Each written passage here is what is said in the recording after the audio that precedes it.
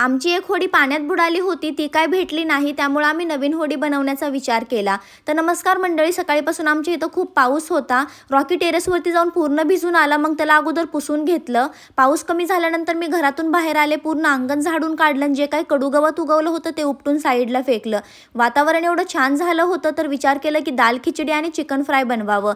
जेवणाची पूर्ण तयारी करून घेतली. तोपर्यंत पिया रेडी झाले तिच्या क्लासला जाण्यासाठी. नंतर मी चमचाभर तूप खाल्लं, पूर्ण जेवण बनवलं. बाहेर रिमझिम पाऊस येत होता आणि आतमध्ये बसून मी गरमागरम दाल खिचडी खाल्ली आणि याची टेस्ट म्हणजे कमालच होती.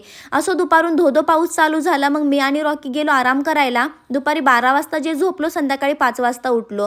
उठल्यानंतर पप्पांनी सांगितलं की आपल्या शेजारच्या गावी म्हणजे आजोतीला जाऊन या, तिथं जाऊन विचारा की होडीची किती काय किंमत बसेल आणि किती दिवसामध्ये बनवून देतील.